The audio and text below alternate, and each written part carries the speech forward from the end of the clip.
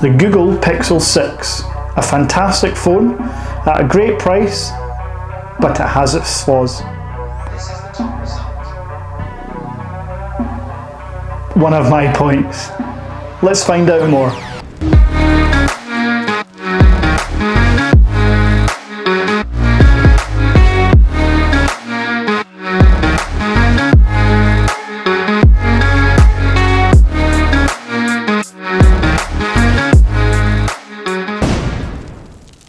So I want to get all the positivity out of the way first. The Google Pixel 6 is a fantastic phone. So let's just quickly run through the positives with the Google Pixel 6. 6.4 inch screen, AMOLED display, 90Hz refresh rate, 4,500 milliamp battery, which by the way gets me 2 days of battery life. Android 12, a premium design and phone, glass sandwich, aluminium frame, or aluminum for you Americans watching, a brand newly designed visor on the back that stores the double camera. That's the 12 megapixel ultra wide and the 50 megapixel wide camera, which obviously is a pixel, takes fantastic photos 90% of the time. And yeah, a great phone. Again, if this was $699, you'd say, oh, okay, yeah. But the fact it's $599, for me, it's a no-brainer. It's actually so much of a no-brainer that despite what I'm about to tell you as far as some negatives, I'm keeping the phone along with my iPhone. I'll be rocking an Android and an iOS phone going forward. So let's get into it. The Google Pixel 6 has its flaws, and flaw number one, very, very small one. This is not just Google restricted, this is Android. Any sort of Google device.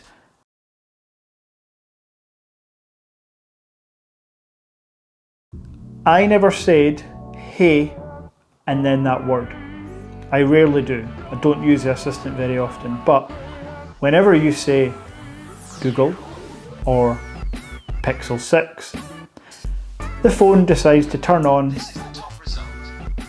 That's literally my point. It's just done it again. I never said that first word with the second word.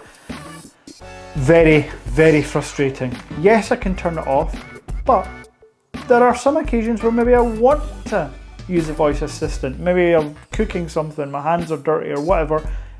Doesn't matter. I shouldn't have to explain myself. That shouldn't come on all the time whenever you use those words. That isn't the hey phrase that you're meant to say. Really annoys me.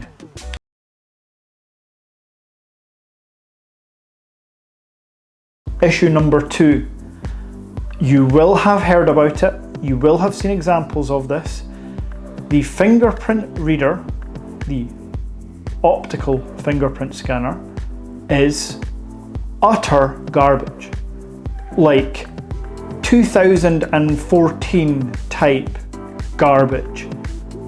Google are trying to palm us all off by telling us this is a security thing, it has to be super secure. No. Your software doesn't work at all when it comes to fingerprint scanning. I was at the gym this morning, so I normally have like a 75% success rate opening my phone. So 3 out of 4 times it'll open first time. If I'm in the gym and my hands might have some slight moisture from doing whatever I'm doing at the gym, the phone will not open. I'll dry my hands, still nothing. I maybe get 1 in 10 goes with my phone opening. And you can see examples of this going on right now. I try every angle, I hold down and press firm, I gently tap, try and press and release quickly, nothing works. It is awful. So 9 times out of 10, I have to put in my PIN number. Which, I'm sorry, the irony that you want me to put in my PIN number, potentially in public in front of people, while You're then saying that this scanner on the Fingerprint is for security, it's a bit more sensitive. It's utter bollocks. Your software doesn't work. Tensor chip works absolutely perfectly, but the Android 12, whatever you're doing, it isn't working. And you need to fix it, Google. Not because I said so, because it's literally the biggest thing that's tarnishing the reputation of the Pixel 6. And it's disappointing because it is a fantastic phone.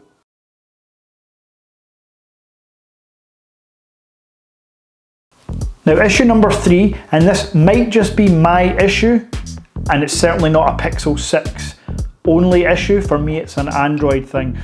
Having been on iOS most of the time, so for years now I've been on iOS strictly, but the past couple of years since creating this channel, I've started to review a lot of Android devices. So I do use Android 50, even 60% of the time, to be honest. I cannot get the notifications to work. In that, yes, I can get notifications for each app. I can be really specific with, do you want notifications for messages, or just a call, or this person to call, or this person to message. That's great. If I'm watching a Netflix or a YouTube video, or just in the phone, for whatever reason, even with all notifications on and banners and stuff, the drop down doesn't come in. So I hear the phone make its notification alert tone. The drop down doesn't come in. I'm watching something, so I think I'll get that after, but invariably I forget. You then go to the home screen and you maybe have the tiniest little dot in the app to say that there's a notification that anybody could miss, particularly because the dot now blends in and camouflages with your theme, which is actually a good thing. I quite like customization on Android phones, particularly Android 12. But also on the lock screen, the notifications, it's all just gobbledygook. I just can't get my head around it. Yes, keyboard warriors comment away and say it's my issue. And again, I've already said it probably is my issue, but it shouldn't be that difficult. I shouldn't have to go into every app and make everything so bespoke. I just want, like iOS, just to have clear notifications, a little 1 or 2 or 3, not that I ever have 3 messages, I'm not that popular, but you know what I'm saying, a little red bubble to say you have this. And I've turned on, by the way, before you say anything, I've gone to notifications, I've turned on history, notifications, whatever it is, so I don't lose things, but I still invariably miss things, and it's really frustrating.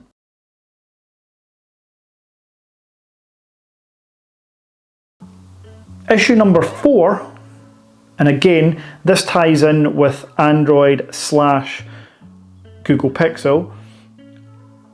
Google Pay. I went to the shop the other day, I'd set up my card, all good.